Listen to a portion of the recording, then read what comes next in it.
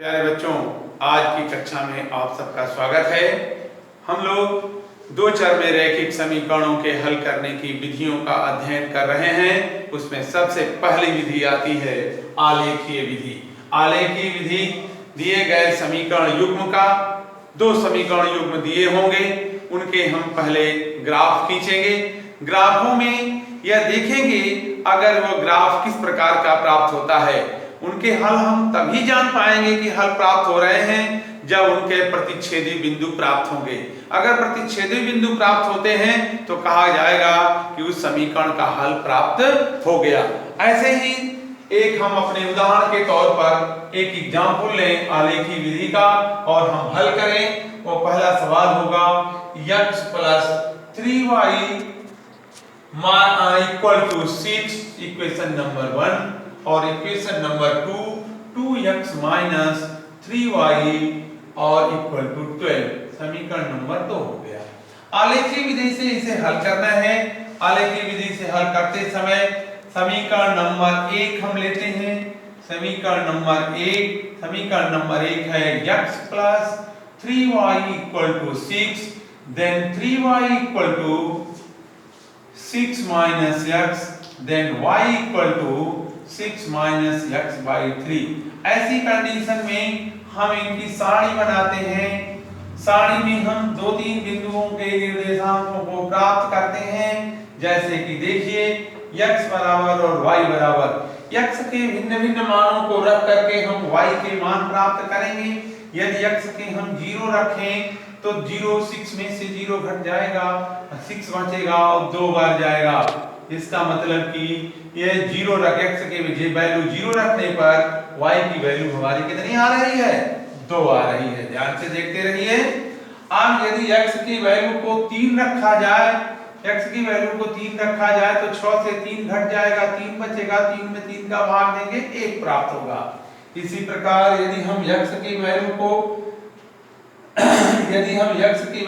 6 रखें तो 6 में से 6 घट जाएगा, 0 हो जाएगा और यहाँ 0 प्राप्त हो जाएगा। इसी प्रकार यदि हम और आगे ढूंढें, इसकी वैल्यू -6 अगर रख दिया जाए, -6 तो माइनस और माइनस मिलके +6 और +6 और 6 मिलके 12 में 3 का भाग देंगे, कितना आएगा? 4। इस प्रकार हम और भी बिंदु ले सकते हैं। अब इनके हम निर्देशांक बिंदु, अपने ग्राफ खींचने के लिए हमको निर्देशांक की जरूरत पड़ेगी। निर्देशांक इनके क्या हो जाएंगे? 0, 2, 3, 1, 6, 0 एंड -6, 4। इसी प्रकार आ जाइए हम लोग देखते हैं समीकरण नंबर 2 से।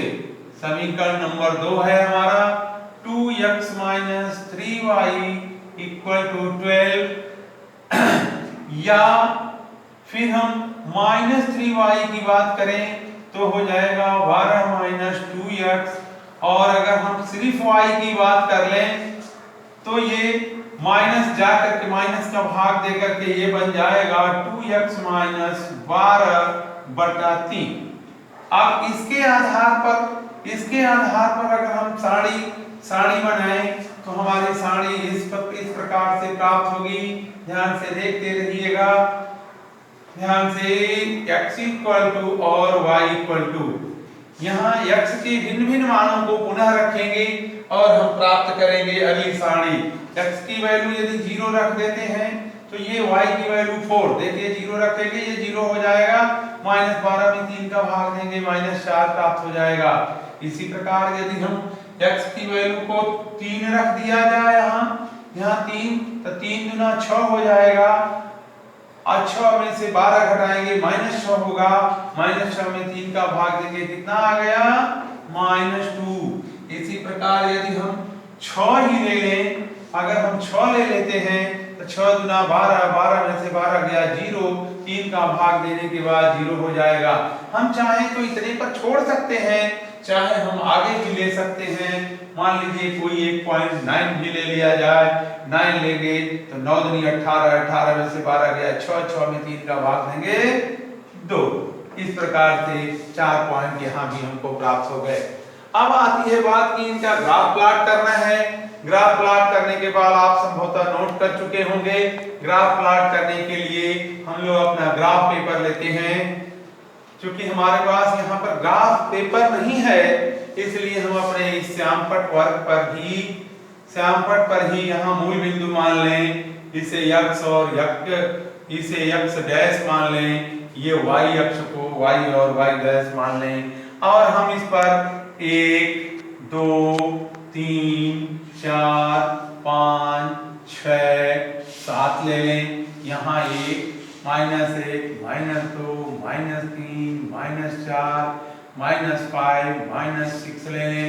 ऊपर भी इसी प्रकार 1 2 3 4 5 और 6 ले लें। नीचे भी आता है -1 -2 -3 -4 -5 -6 ऐसे भी कर लें। अब हमें इनके भी आप जैसे आप पहले के निर्देशांक निकाले थे, आप यहाँ भी निर्देशांक निकाल लीजिए। ये 0.-4, फिर 3 -2 3, -2 6, 0 और 9, 2। इन पहले वाले समीकरण के इन निर्देशांक बिंदुओं को हम ग्राफ पर प्लॉट करें, देखेंगे 0 2 हमारे किस अक्ष पर होगा, y अक्ष पर होगा 0 और यहाँ 2, ये क्या हो गया भाई 0 2 हो गया।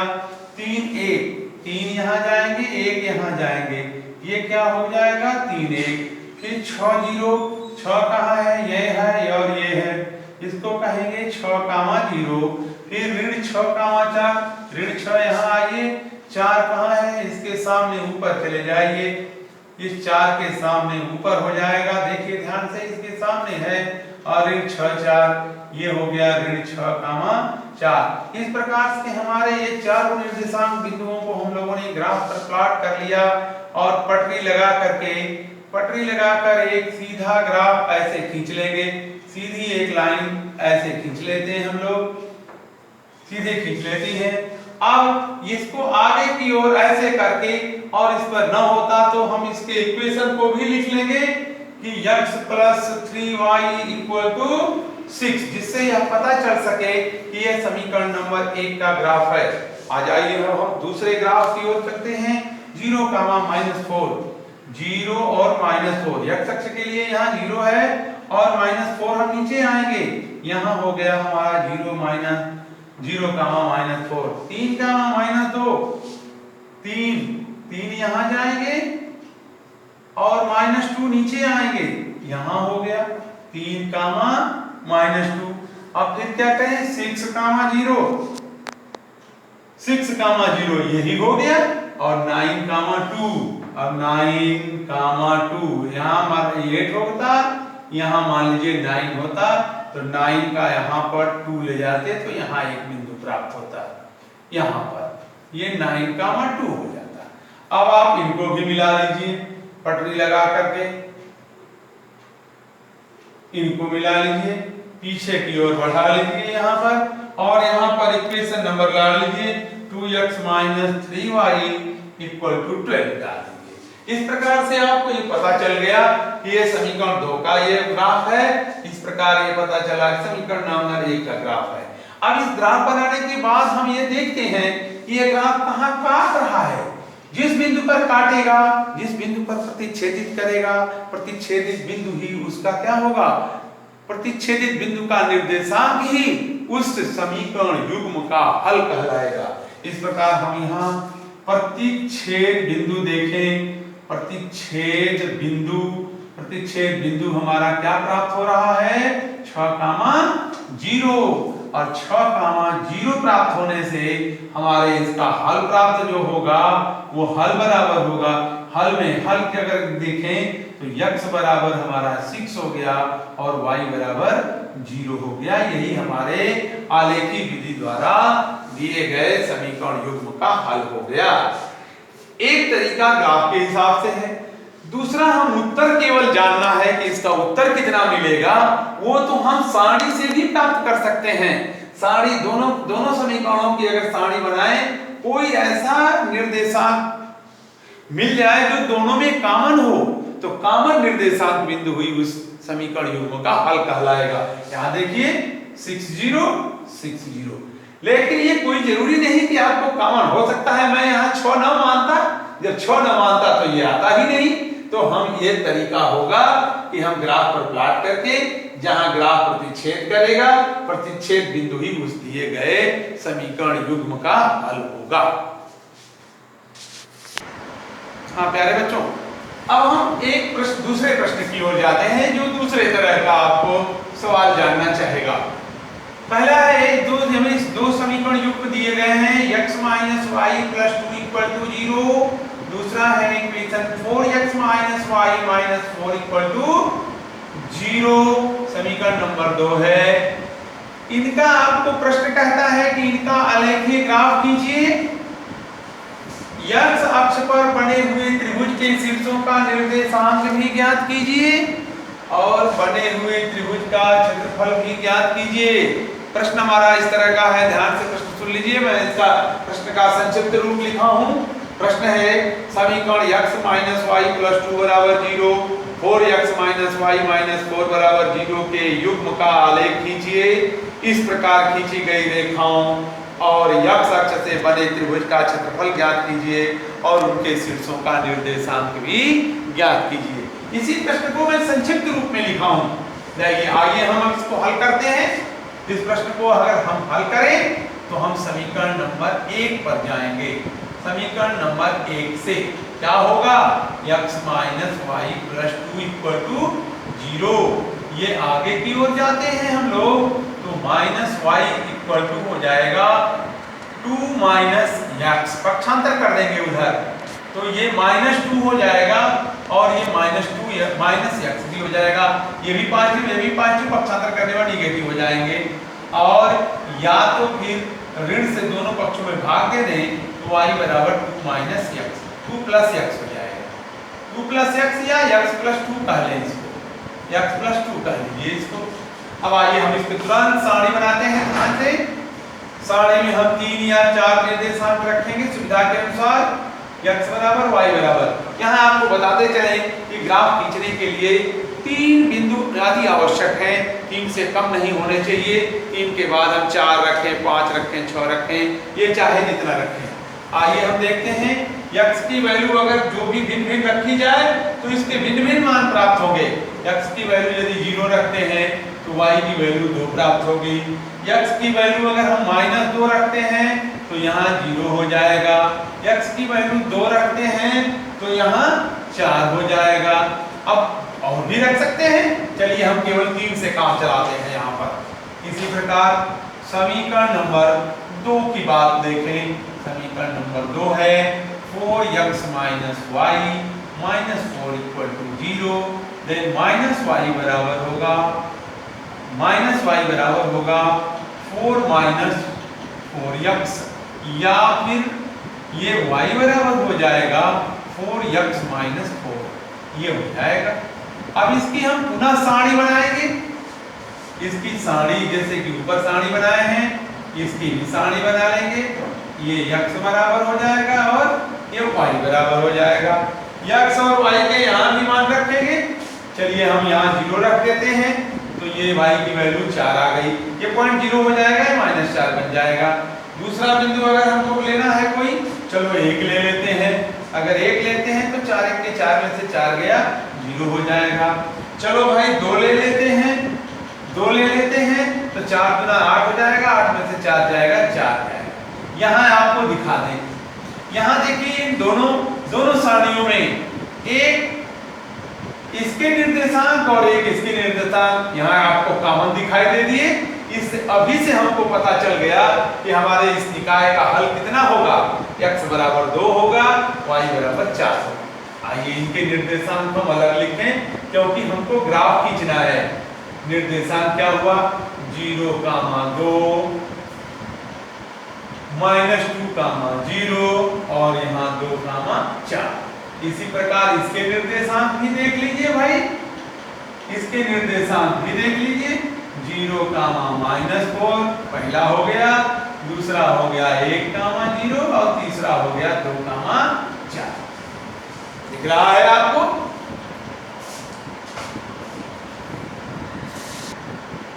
हाँ प्यारे बच्चों, अभी हम लोगों ने इसका निर्देशांक निकाला है।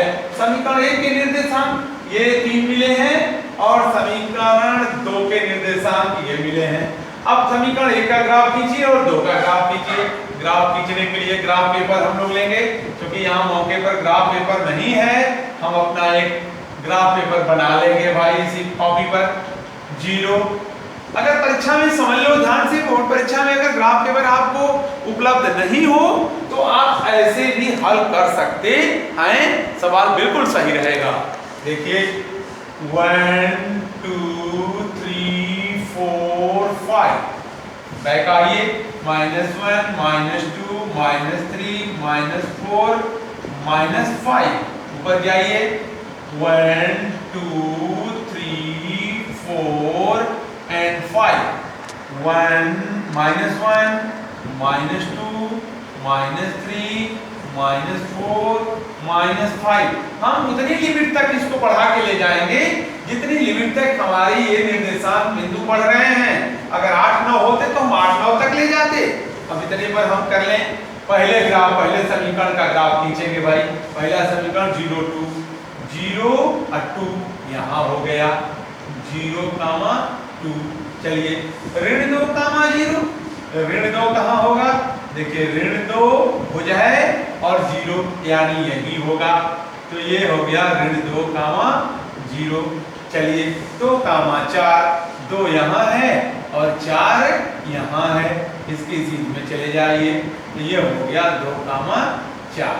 अब आपको मान लीजिए ये बिंदु हो गए A, ये बिंदु B हो गया और इसको आप C मान लीजिए, बिंदु C। इन तीनों को आप करिए क्या कि पटरी लगा करके और मिला दीजिए। और यहाँ अच्छा ये होगा कि आपको याद रहे इस समीकरण का नाम x - y + 2 = 0 लिख दीजिए, जिसे आप भूले ना कि पहले समीकरण का यह ग्राफ है। आइए समीकरण नंबर 2 के लिए हम चलते हैं। 0, -4 ये 0, -4 यहाँ आ जाएगा, ये 0, -4 हो गया। फिर ये खत्म 1, 0 चलो ये 1 है और ये 0 है, तो यहाँ 1, 0 हो गया। अब चलिए 2, 4 आप पहले से जानते हैं। आप यहाँ लगाइए पटरी और पटरी लगाकर एकदम बिल्कुल सीधा करके ये ग्राफ खींच लीजिए और इस ग्राफ पर इसका नाम भी लिख दीजिए 4x - y - 4 = 0। आपको पता चलेगा समीकरण 1 का ग्राफ है, समीकरण 2 का ग्राफ है। अब आप देखो ये कहां काट रहे हैं ग्राफ, बिंदु 2 और 4 पर काट रहे हैं। अब आपको समीकरण का हल, समीकरण युग्म का हल प्राप्त हो गया हमको। हल बराबर x बराबर यहाँ 2 हो गया और y बराबर 4। एक उत्तर हमको मिल गया, कि हमको इस समीकरण युग्म का हल मिल गया है 2, 4। दूसरी बात आती है कि x अक्ष के पर बने त्रिभुज के शीर्षों के निर्देशांक। देखिए हमारे x अक्ष यही है, x अक्ष पर ये यहाँ से जो मैं अभी रेखांकित ये खींच रहा हूँ, यहाँ जैसे आपने A B C माना है, यहाँ कुछ मान लीजिए, यहाँ A, यहाँ D मान लीजिए, यहाँ E मान लीजिए। चलिए अब ये हमारा x अक्ष पर के आधार पर ये त्रिभुज बन गया। आइए हम इसको न हो तो रेखांकित कर दें, ये रेखांकित कर दें। रेखांकित भाग वाले त्रिभुज का क्षेत्रफल ज्ञात करना है इस त्रिभुज का, यानी हमको x अक्ष पर बने त्रिभुज के शीर्षों के पहले निर्देशांक जानने हैं। तो अब बताइए त्रिभुज के शीर्षों के निर्देशांक, ये भी उत्तर हमको प्राप्त हो जाएगा। निर्देशांक बराबर क्या क्या मिल गया भाई, A 2, 4 एक बिंदु ये है जिसका निर्देशांक है 2, 4। फिर दूसरा है B नहीं C और जिसके निर्देशांक हैं -2, 0 और तीसरा है D जिसके निर्देशांक हैं 1, 0।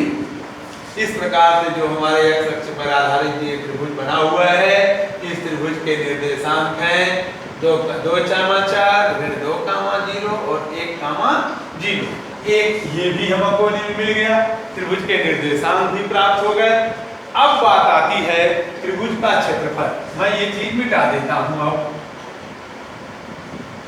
ये चीज मिटा देता हूं और आ जाइए एक जगह हमको मिल गई जहां पर हम त्रिभुज का क्षेत्रफल ज्ञात करेंगे। त्रिभुज कौन सा है? ACD। त्रिभुज ACD का क्षेत्रफल बराबर होगा 1/2 गुणे आधार गुणे शीर्ष लंब। शीर्ष लंब। अब चलिए भाई 1/2 आधार आपको क्या मिल गया है? CD गुणे CD हो गया। शीर्ष लंब नहीं दिख रहा है, कहां है? शीर्ष लंब है, ये देखिए, इसको यम मान लीजिए। तो शीर्ष लंब हमारा क्या है? AM। अब आगे बढ़िए, 1/2 गुणे CD की दूरी बताइए कितनी है? CD देखिए 0, 1, 2 पॉइंट इधर है और 1 पॉइंट इधर है, 2 by 1 3। बच्चों ध्यान से देखो, ये आपको भ्रम होगा कि ये -2 है। नहीं, दूरी को हम यहाँ माइनस में नहीं लेते, तो ये भी दूरी हमारी पॉजिटिव ही हो गई, दूरी नेगेटिव नहीं है। तो ये 2 और 1 ये 3, ये CD की वैल्यू कितनी हो गई? 3। और ये दूरी कितनी हो गई? आपको पता है, यहाँ से देख लीजिए, यहाँ से कितनी दूरी है?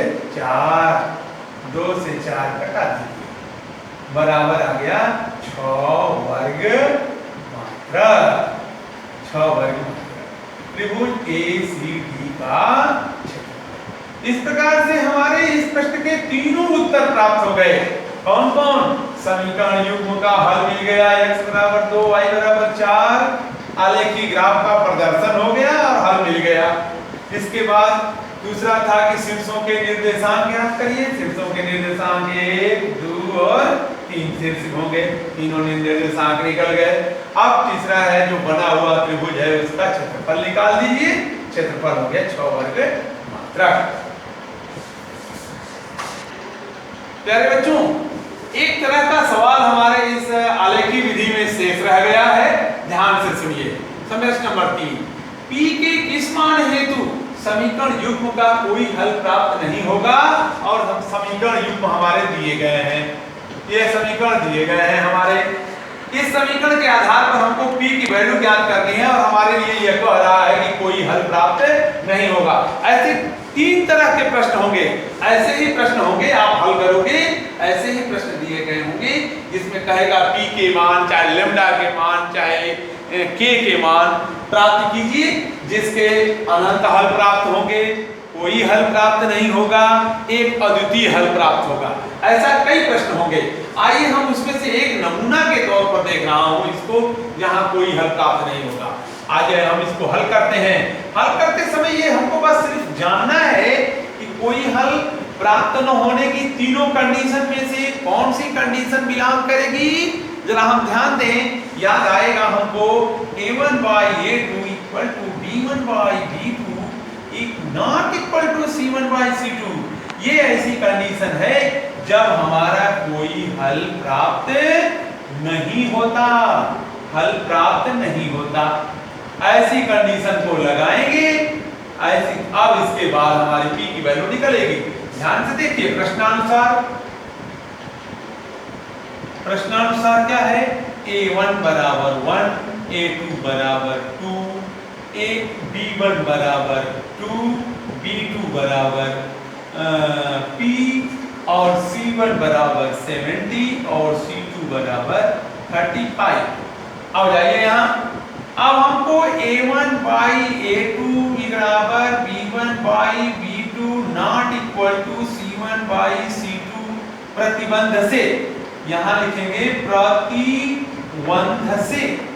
प्रतिबंध से लगा लीजिए, A1/A2 ले लीजिए भाई यहाँ, और केवल हमारा इतने से ही काम चल जाएगा, क्योंकि A1, A2, B1, B2 में ही P1 P2 में ही हमारे PA का ज्ञात पद मिल गया है, इसलिए 1/2 इक्वल टू 2/P। पीरियड गुणा करके P की वैल्यू आप प्राप्त कर लेंगे। P की वैल्यू क्या निकलेगी? 2 गुना 4। This is answer. इस तरह के कुछ प्रश्न आपको दिए जा रहे हैं, उन प्रश्नों को आप हल करेंगे। धन्यवाद। प्यारे बच्चों, आज के जो शिक्षण कार्य हुए हैं उन पर आधारित मैं कुछ कुल 4 प्रश्न दे रहा हूं होमवर्क के लिए। आप इन्हें हल करेंगे। कोई प्रॉब्लम अगर होती है तो आप हमें कमेंट करके पूछ लीजिएगा।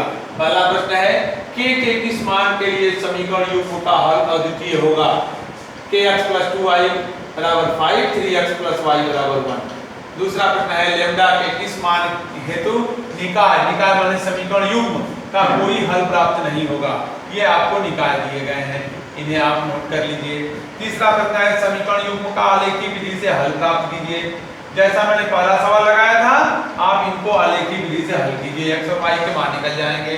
चौथा सवाल थोड़ा सा बड़ा है, समीकरण युग्म का आलेखी ग्राफ खींचना है, उसका हल प्राप्त करना है और x अक्ष पर जो त्रिभुज बनेगा उसका निर्देशांक निकालना है और त्रिभुज का क्षेत्रफल भी ज्ञात करना है। इसके लिए ये आपको दिए गए हैं निकाल। आप इनके आधार पर उनको निकालेंगे, चारों प्रश्नों को अपनी होमवर्क की कॉपी में हल करेंगे। धन्यवाद।